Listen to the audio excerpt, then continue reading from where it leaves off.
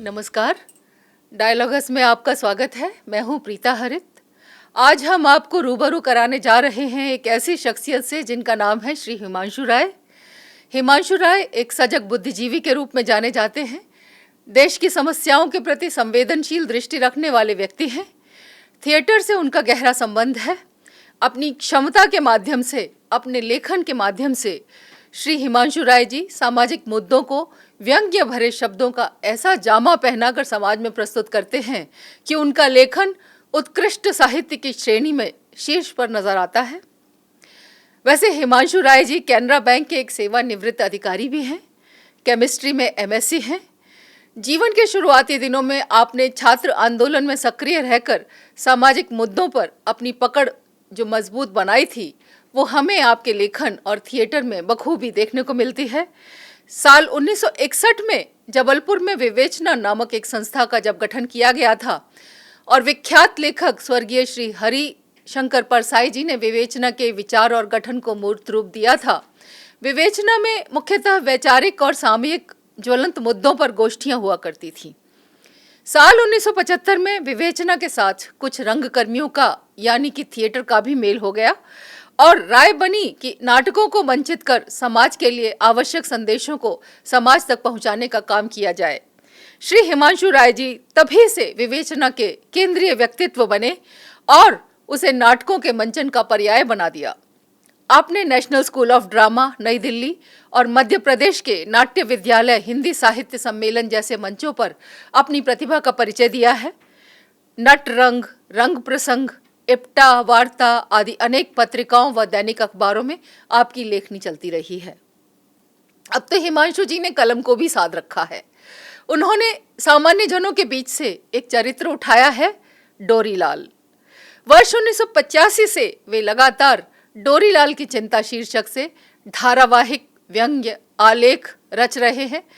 इन्हें पढ़कर इस बात का अनुमान सहज ही लगाया जा सकता है कि जितनी निष्ठा, लगन और उत्साह उनका थिएटर के प्रति है, कम से कम उतना ही आज वे लेखक के तौर पर भी प्रतिष्ठित हैं। अनेक अखबारों में उनके व्यंग्य छपते रहे हैं। डंक, असंपादकीय, अंदाजे बयां और आदि शीर्षकों के द्वारा आपने रोचक व्यंग्य लिखे हैं। उनके लेखन में नव्यता है, ताजगी है। हिमांशु जी गंभीर और विचारवान व्यक्तित्व के धनी व्यक्ति हैं।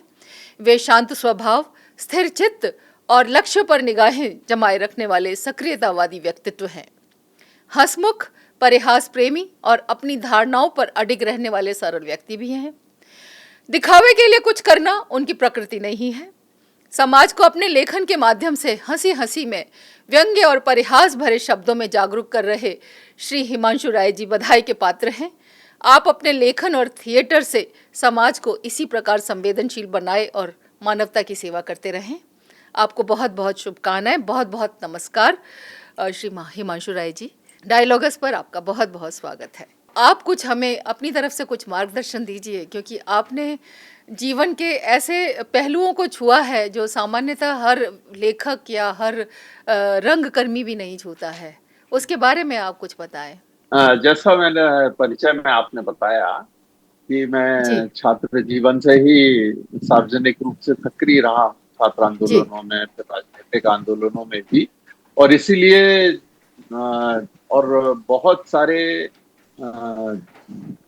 महान लोगों का सानिध्य भी मुझे मिला है।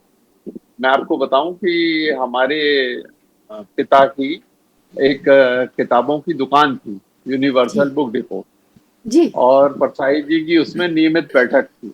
मेरे पिता और परसाई जी घनिष्ठ मित्र थे, और साथ ही वो जो किताबों की दुकान थी वो शहर के सारे बुद्धिजीवियों का अड्डा थी। और जी वहां पर जबलपुर से बाहर का जो भी लेखक, बड़ा लेखक परसाई जी से मिलने आता था, वो उस दुकान पर जरूर आता था। तो बहुत अच्छा। इसीलिए मेरा बचपन से एक ये परिप्रेक्ष्य बन गया कि जी मैं बहुत सारे महान लोगों को देखता रहा हूँ। मेरी मित्र मंडली भी ऐसी थी कि हम लोग खूब पढ़ने लिखने वाले लोग थे, और बचपन से ही साहित्य से गहरा नाता हो गया।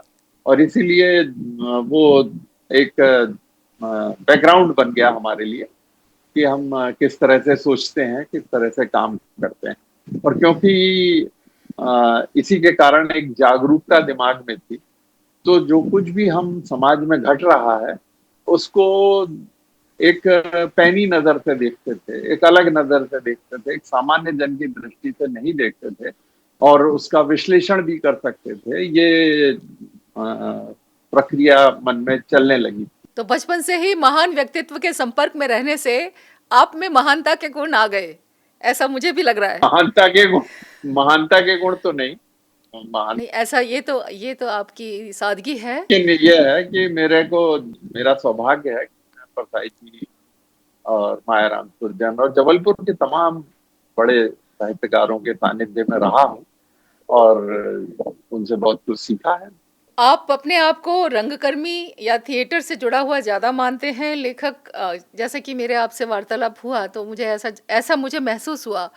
क्या ऐसा है? मुझे लगता है कि डोरीलाल भी आपके बहुत महत्वपूर्ण एक कैरेक्टर हैं, जिनके माध्यम से आप जो कुछ भी कहना चाहें कह सकते हैं और समाज में बहुत अच्छा संदेश जाता है। ज़रा डोरीलाल के बारे में कुछ जानकारी हमें दें। मैं मूलतः थिएटर का आदमी, जी। और उसमें भी मैंने अभिनय में कम ही काम किया। जी। अ, बहुत अच्छे डायरेक्टर्स के साथ मुझे काम करने का मौका मिला जी। और उसके बाद मुख्य रूप से थिएटर मैनेजमेंट पे काम किया है और एक संगठनकर्ता के रूप में मेरा रोल रहा है। तो जी। उस नाते और फिर दूसरी तरफ क्योंकि सारे मित्रगणों का ऐसा मंडली रही है, जो पढ़ने लिखने वालों की मंडली रही है, लेखकों की, कवियों की, तो उनके कारण खुद भी ये अवसर आते रहे कि मैं भी लिखूं। और इसीलिए जैसा मैंने आपको बताया था कि अचानक ही एक बार सन 85 में हमने अखबार में एक छोटा सा पत्र लिखा, पाठकों के नाम पत्र, और फिर उसका एक सिलसिला बन गया और उस तरह से डोरीलाल नाम का कैरेक्टर उभर के आ गया और जी। अब वो हमारे जीवन की धारा में ही जुड़ गया है, क्योंकि बहुत सारे लोग अब मुझे हमारे शहर में भी डोरीलाल के नाम से ही पुकारने लगे। हाँ, उनको ऐसा लगता होगा कि ये आपके निजी अनुभव हैं, जो अगर ऐसा लगता है आपके निजी अनुभव और मेरे निजी अनुभव जब एक हो जाते हैं, तब लेखक सही मायने में सफल लेखक माना जाता है। तो हमें लगता है कि आप सफलता के उस चरम पर हैं, जब डोरीलाल को आप और हम एक साथ जी रहे हैं डोरीलाल के माध्यम से। हाँ, उसमें क्या है कि डोरीलाल के माध्यम से हम जो सब कुछ घट रहा है जी। उसको एक आलोचनात्मक दृष्टि से देखते हैं और समीक्षात्मक दृष्टि से भी देखते हैं। जी। और जो जो सामने दिख रहा है उसके पीछे जो सच्चाई है जी। उसको ढूंढने की कोशिश करते हैं। तो इसलिए वो थोड़ा सा सामान्य दृष्टि से अलग हो जाता है, वरना अखबार में भी सारे समाचार छपते हैं, लेकिन उन्हीं समाचारों के बीच में से कुछ ऐसा निकाल लेना जी। जो सच भी हो, जनता को रोचक भी लगे और उसे थोड़ा सा चुभे भी। सच, रोचक और चुभे, ये तीन शब्द जो आप कह रहे हैं, ये इसका तात्पर्य यह है, इसका मतलब ये बनता है कि भाषा पर जो आपकी पकड़ है वो ऐसी होनी चाहिए जिसके कारण, जिसकी वजह से ये सच भी सामने आ जाए, वो रोचक भी लगे और चुभे भी।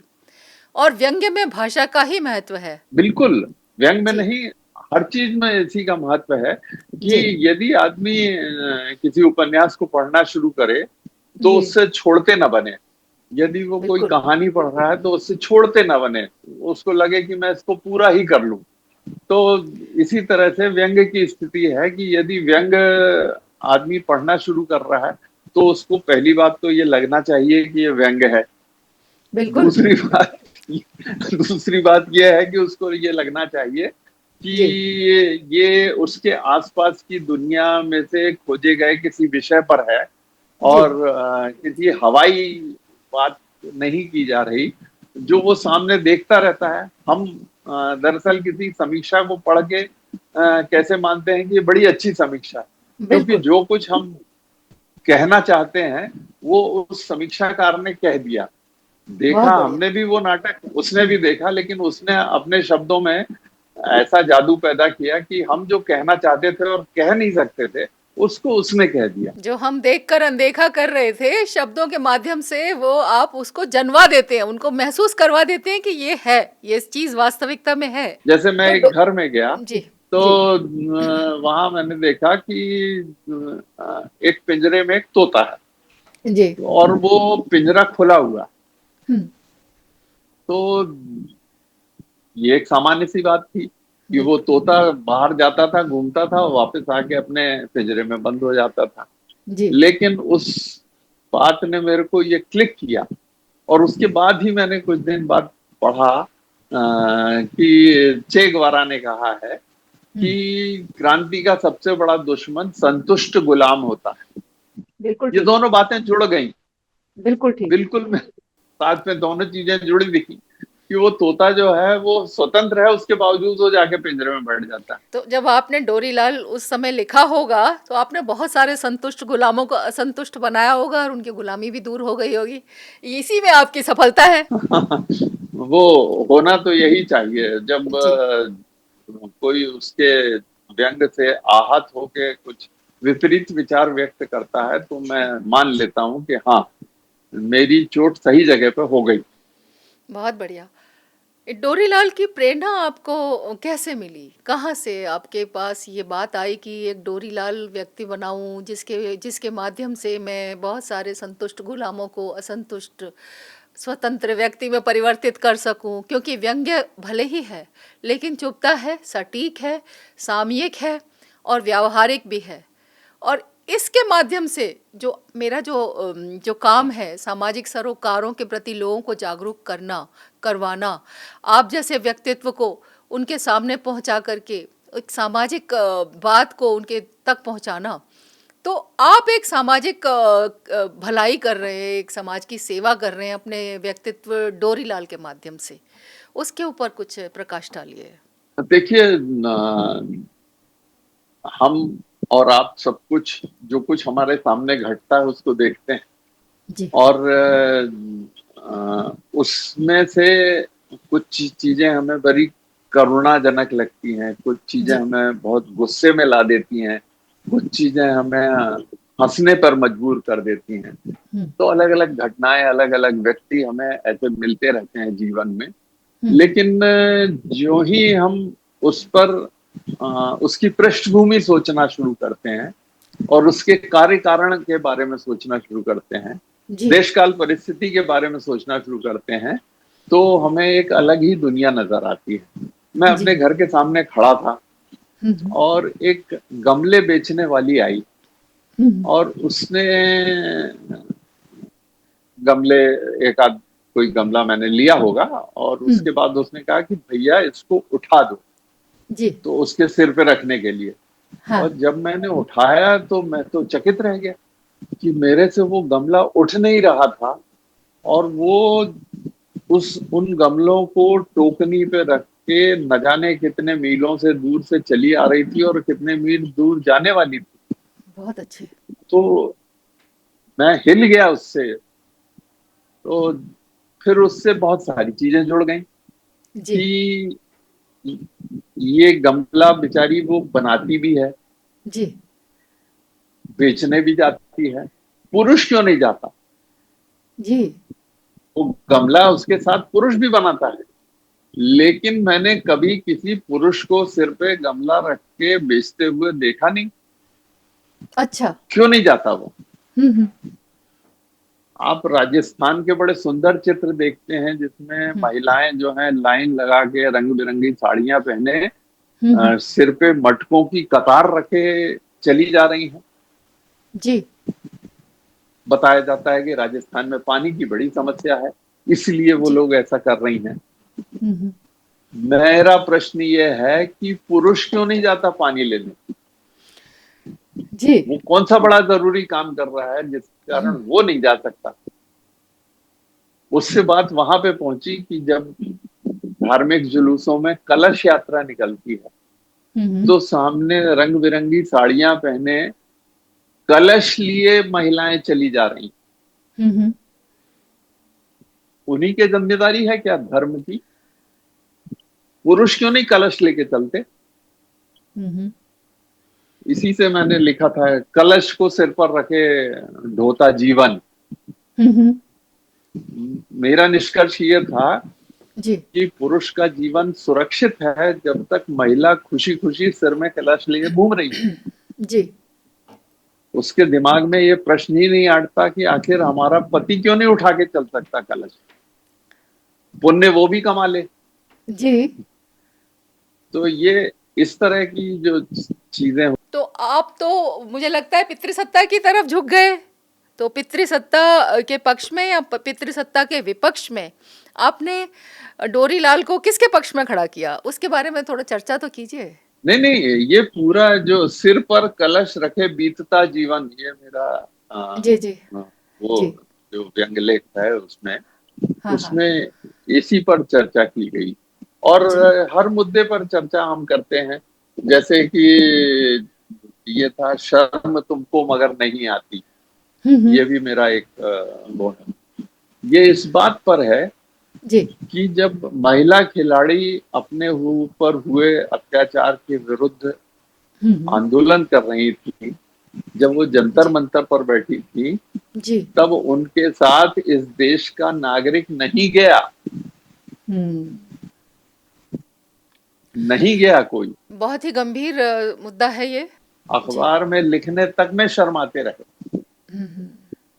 जो खिलाड़ी उसके साथ ओलंपिक में जाते थे वो भी नहीं गए उसके साथ। बिल्कुल बिल्कुल। तो ये इतनी दर्दनाक हमारी मानसिक स्थिति है, इस जी देश की मानसिक स्थिति है। जी इस पर हमें, मैंने तो लिखा मगर मेरा मन इतना उद्वेलित हुआ इस बात को लेके। जी। और मैंने ये याद किया कि जब निर्भया घटना हुई थी हम्म। तब भी देश में कितना बड़ा आंदोलन हुआ था। हुआ था। लेकिन सच्चाई क्या है? हम्म आंदोलन तो आप करते रहे, हम्म। लेकिन सच्चाई ये है कि जी जब वो लड़का और लड़की जी। बिना कपड़ों के बुरी तरह से घायल दिल्ली की सड़क के किनारे खड़े मदद मांग रहे थे, बिल्कुल। तो 1 घंटे 2 घंटे तक वो लोग मदद मांगते रहे और कारें निकलती रही, स्कूटरें निकलती रही। वो सब हमारे भारत देश के प्यारे प्यारे नागरिक थे। कोई ठीक। नहीं रुका। कोई नहीं रुका। बड़ी विडंबना है। ऐसी ही एक घटना उज्जैन में हुई थी। जी उज्जैन में 12 साल की लड़की, जी। उसके कपड़े पूरे फट गए थे, जी उसके ऊपर अत्याचार हुआ था। वो सुबह सवेरे उज्जैन की गलियों में मदद मांगने के लिए घूम रही थी। जी जी जी। महाकाल की नगरी, इतने धार्मिक लोग जी। अभी एक दूसरे का गला काट दें धर्म के लिए। हम्म उस बच्ची के लिए कोई नहीं आया। वो घंटों घूमती रही उज्जैन की हम्म। सड़कों पे। ये तो अभी हाल ही की बात है। तो मैंने उस पर लिखा था, मर गया देश अरे जीवित रह गए तुम। ये बिल्कुल। मुक्तिबोध की पंक्ति। जी जी। तो ऐसी कोई भी घटना होती है तो डोरीलाल उत्तेजित होता है, विचलित होता है और फिर उस पर लेखनी लिखता है। कभी कभी मतलब हर बार ऐसा गंभीर मुद्दा नहीं रहता, कभी कभी बहुत मजेदार बातें भी होती हैं। अगर एक व्यक्ति भी उसका मनोबल इन बातों को पढ़कर, देखकर, सुनकर जागरूक हो, वो व्यक्ति के व्यक्तित्व में परिवर्तन आए, तो इससे अच्छी और क्या बात होगी। यही सच्ची सामाजिक सेवा है जो आप अपनी लेखनी के माध्यम से कर रहे हैं। बहुत सारे राजनीतिक विषय होते हैं।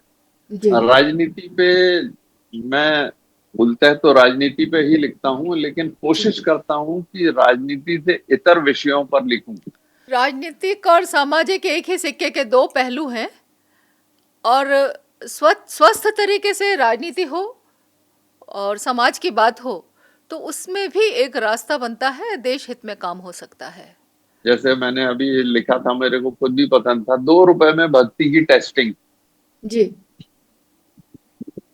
जब कुछ राज्यों में चुनाव होने वाले थे, हाँ जी। तो पेट्रोल के दाम 2 रुपए घटा दिए गए। हम्म। और लोगों ने उसको कहीं इस बारे में कुछ बोला नहीं, कोई प्रतिक्रिया नहीं हुई। हम्म।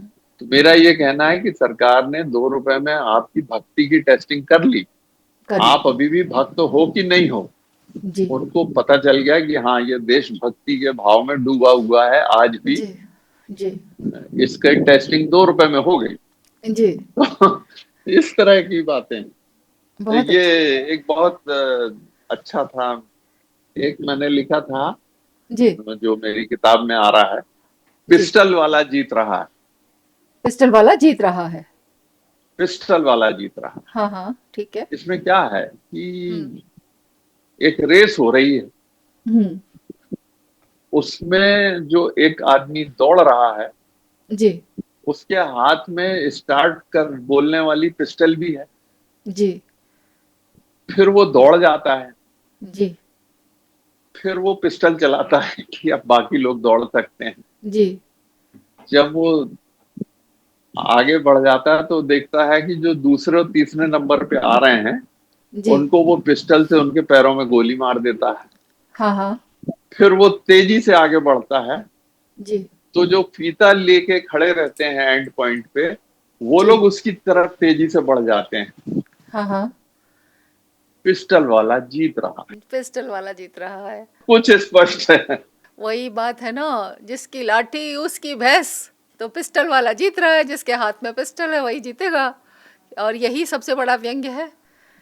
जो तो वो इस तरह से, जब भी जी। जो भी एक व्यंग्यपूर्ण बात जी। दिमाग में आ जाती है, बहुत बढ़िया। तो जैसे अभी अभी चुनाव हुए, जी। तो साफ साफ बेईमानी हुई, ठीक। खुली बेईमानी हुई। जी। जी। और उसके बाद जो हार गए, हाँ हाँ।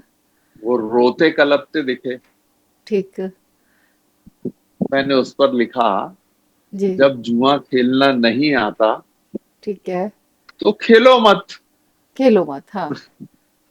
जुआ अच्छा। खेलना नहीं आता तो मत जी। खेलो। मत खेलो। रो मत। हम्म। रो मत। हाँ, रो मत, हाँ। रो मत। रो तुम्हें मत। मालूम है कि बेईमानी हो रही, जी। तुम जुआ खेलने गए हो। जुआ खेलने गए हो। शकुनी मामा जुआ खिला रहे हैं, शकुनी मामा जीतने वाले के साथ में है, और तुम जुआ हम्म। खेलने गए हो। हाँ और हाँ। फिर शिकायत कर रहे हो कि देखो बेईमानी हो गई। अरे बेईमानी हो भैया, गई। जब जहां बेईमानी तय थी वहां गए तुम क्यों खेलने के जी। लिए? जी। ये तो वही हुआ जो पांडवों ने किया था। हाँ जी। खेलने भी गए थे, मालूम भी था बेईमानी होने वाली, जी। जी। और जी। हार के भी आ गए। जी। तो इस तरह से देखिए, ये है। मैं आपकी। जो डोरीलाल लिखता हूँ, उसका हाँ। एक पर्पज ये भी है, एक उद्देश्य ये भी है जी। कि आज के समय को हाँ हम एक डॉक्यूमेंटेशन भी कर रहे हैं। हाँ। आज हाँ। से 10 साल बाद यदि ये पढ़ा जाएगा कि 25 मई को क्या हुआ था, या हम्म। 18 मई को जो डोरीलाल लिखा गया वो किस बारे में था, बहुत बढ़िया। तो पूरा चित्र क्लियर हो जाएगा। आपका आपका लेखन मुझे बहुत पसंद आया है, बहुत ही पसंद आया है। और मुझे ऐसा लगता है कि आप जिस तरीके से अपनी बात कहते हैं ना, आपके सिद्धांत उनमें नज़र आते हैं। आपकी क्रिएटिविटी तो है ही है, आपका आपकी जो लेखनी है उसका परिचय है, उसकी क्रिएटिविटी का बहुत अच्छा हमें नज़ारा देखने को मिलता है। पर आपके जो सिद्धांत हैं, आप पूरी बात कह देते हैं और बेलाग होकर कह देते हैं, चुभती हुई बात कह देते हैं। और रही वो व्यंग्य की व्यंग्य ही, बहुत से लोग उससे संदेश लेते हैं, कुछ लोग सीखते हैं, कुछ लोग आज़ाद होते हैं, कुछ लोग समाज सेवा में लगते भी होंगे, जैसे आपने ये अभी पहलवानी महिलाओं के साथ हुए दुर्व्यवहार की बात कही, या तोते वाली बात कही, या निर्भया की बात कही, या उज्जैन में जो लड़की भटक रही थी और कोई उसकी मदद को नहीं आ रहा था, तो कहीं ना कहीं तो शर्म आती होगी ना।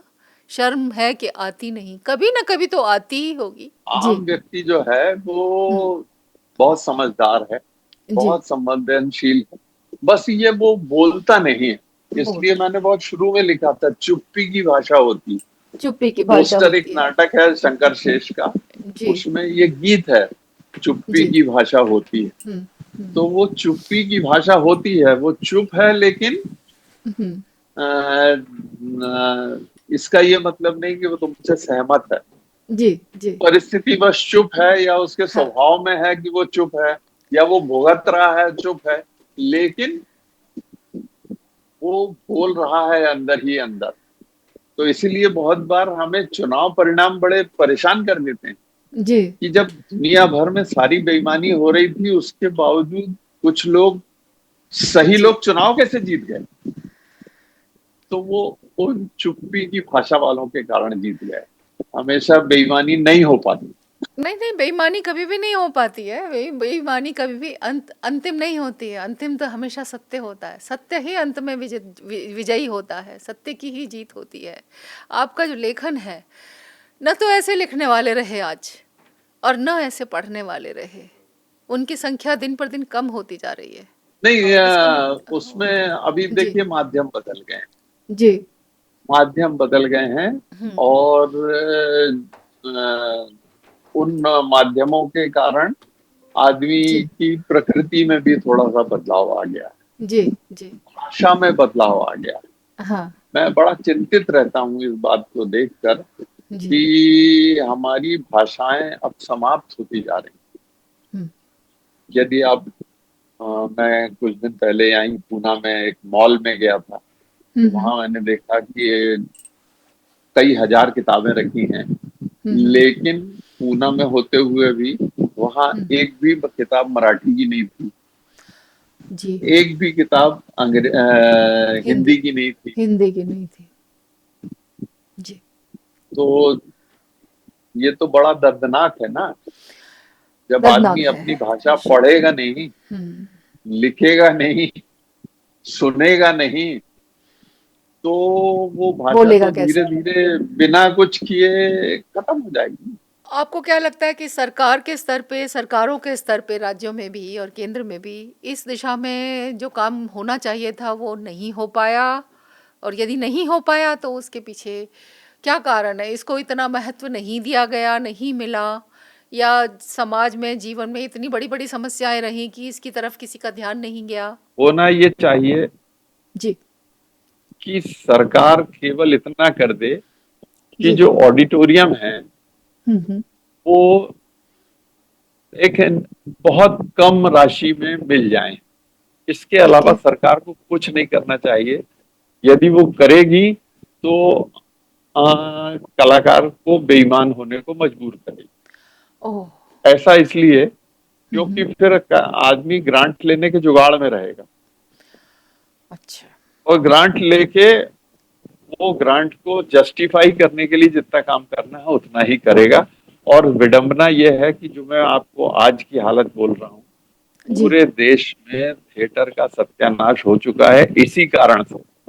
अच्छा। क्योंकि आजकल थिएटर इसलिए हो रहा है कि उसे ग्रांट लेना है, इसलिए नहीं अच्छा। हो रहा कि थिएटर करोगे तो ग्रांट मिलेगी। जी। आजकल पूरा ग्रांट वाला थिएटर है, यूटिलाइजेशन सर्टिफिकेट वाला थिएटर है। इक्का दुक्का बहुत ही अपवाद हैं जो बिना ग्रांट का थिएटर कर रहे हैं और अच्छा थिएटर कर रहे हैं। बड़े जी। बड़े लोगों की बड़ी अ, दुर्गति है, और थिएटर की स्थिति बहुत खराब हो गई है। और अभी जो सरकारें हैं देश में, वो अपनी इच्छा का थिएटर कराने के लिए अब केवल यहाँ तक कि आजकल स्क्रिप्ट तक दी जाती है पूरे भारत में कि अच्छा, इस स्क्रिप्ट पे नाटक करना है आप और ये फला कहाँ से तारीख दी को जाती है? करना है। तो बहुत, जितना उसके बारे में कहा जाए उतना बुरा लगेगा। और स्थिति बहुत दयनीय है और सारे थिएटर वाले इस बात को जानते हैं। तो अपन तो डोरीलाल और साहित्य की तरफ आए। आपकी ये दुखती रग है और मैं महसूस कर रही हूँ इसको। तो आप के आपके जैसे जो सहृदय लोग हैं, जो समझते हैं कहाँ पे दर्द है, इस बात को एक बार फिर से व्यवस्था में पहुंचाया जाए। हम अपने शो के माध्यम से, दर्शकों के माध्यम से, आप जैसे पढ़े लिखे व्यक्तित्व बुद्धिजीवियों के माध्यम से इस ये गुजारिश करते हैं कि ये चिंता जो आपकी है, ये चिंता हमारी भी है, उनकी भी रहे। और इस चिंता का, इस समस्या का समाधान हम आशा करते हैं कि व्यवस्था के स्तर पे, सरकार के स्तर पे आए और नाटक का मंचन पूरी तरह से व्यवहारिक और व्यावसायिक हो, प्रोफेशनल हो और लोगों को इस तरह से खाने को ना दिया जाए कि उनका दिमाग बंद हो जाए। जैसे आपने पहले बताया कि संतुष्ट गुलाम ना बने, असंतुष्ट रहें और स्वतंत्र रहें, आज़ाद रहें। तभी जो कला है, जो व्यक्तित्व है, जो कलाकारी है या क्रिएटिविटी है, वो उभर कर आएगी। मेरी समझ से नाटक करना या जी। कोई भी साहित्य का काम करना, लिखना पढ़ना, जब तक आप अ, एक आम व्यक्ति के लिए प्रतिबद्ध नहीं होंगे, उसकी समस्याओं के लिए, हम्म, उसके दुखों के लिए और उसके दुखों को दूर करने के लिए, जी। तब तक हम बहुत अच्छा साहित्य नहीं लिख सकते, बहुत अच्छा नाटक नहीं कर सकते। और हमारी अब तक जीवन में यही कोशिश रही है और भविष्य में भी यही रहेगी। और हम जैसे बहुत सारे लोग हैं जो ये जी। कोशिश करते रहते हैं कि एक प्रतिबद्धता के साथ आम व्यक्ति के दुखों कष्टों को दूर करने का जो दूर करने की जो कोशिश चल रही है समाज में, उसमें अपना अपना छोटा मोटा योगदान देते रहें। स्कूल में पढ़ते थे, साहित्य समाज का दर्पण है और देश काल परिस्थिति से जुड़ा हुआ ही जो लेखनी निकलती है, वही सच्चा साहित्य है। और आपने डोरीलाल के माध्यम से उस देश काल और परिस्थिति को अपने हर आलेख में अभिव्यक्त किया है। सामाजिक सरोकारों को आपने चुभते हुए व्यंग्य के माध्यम से, अपनी सशक्त भाषा के माध्यम से जो दर्शकों तक पहुंचाया है, इससे बड़ी समाज सेवा मैं समझती हूँ कि और क्या होगी। बहुत बड़ी समाज सेवा आप कर रहे हैं। बहुत सारे लोग जो निष्ठुर हैं, निष्क्रिय हैं, असंवेदनशील हैं, उनकी संवेदनाओं को जगाने का कार्य आप कर रहे हैं। अगर आप उज्जैन की उस भटकती बच्ची के बारे में आप लिखते हैं, निर्भया के बारे में आप लिखते हैं और आप डोरी लाल के माध्यम से ऐसे ऐसे चरित्रों को सामने लेकर के आते हैं, तो शर्म है जो कब तक नहीं आएगी। आएगी, एक न एक दिन ज़रूर आएगी। लिहाज आएगा, सम्मान करेंगे, आपस में मानवीय मूल्यों की रचना होगी, जुड़ेंगे और देखते ही देखते डोरी लाल फलते फूलते रहेंगे। अभी तो डोरी लाल 1985 से लेके अब तक के हैं। मैं कहती हूँ 1985 से पहले के जो डोरी लाल हैं, जो आप सामाजिक दृष्टि से आप समझ रहे हैं कि वो थोड़े पुराने हो गए हैं, आप उनको भी वापस लेकर आइए, क्योंकि हर बच्चा अपने बचपन को याद रखता है। तो जो व्यक्ति आज की उम्र में 50 के या 60 के होंगे या और हो सकता है और बड़े होंगे, वो उस डोरीलाल से कनेक्ट करेंगे जो आपने 1985 से पहले के लिखे हुए हैं। और अब 2023 के बाद जो आप डोरीलाल लिख रहे हैं, मेरी ऐसी शुभकामना है, मैं ऐसी कामना करती हूँ आपके लिए कि आप एक और डोरीलाल की पुस्तक बनाएं, दो बनाएं, एक 1985 से पहले के डोरीलाल और 2023 के बाद जो आपने अभी एक पुस्तक बनाई है जिसमें 50 आपके आलेख हैं, उसके बाद आप बनाएं। आप निरंतर बनाते रहें। हर सोमवार को डोरीलाल एक नई समस्या का समाधान लेकर समाज के सामने उपस्थित हो, ऐसी मेरी आपके लिए कामना है। आप डायलॉगस से जुड़े, आप आपका बहुत बहुत धन्यवाद। आपने हमें अपनी एक नई प्रतिभा, एक व्यंग्य की प्रतिभा, एक नई एक थिएटर की प्रतिभा, उसकी समस्याओं के बारे में जानकारी दी और कहीं न कहीं व्यवस्था के लोग, समाज के लोग जो देख सुन रहे होंगे, वो जागरूक होंगे, समस्याओं का समाधान होगा, ऐसी मेरी आशा है, ऐसी मेरी शुभकामना है। आपका बहुत बहुत धन्यवाद। नमस्कार। आपका भी शुक्रिया, डायलॉगस का शुक्रिया कि आपने मुझे इस बातचीत के लिए आमंत्रित किया। बहुत बहुत शुक्रिया।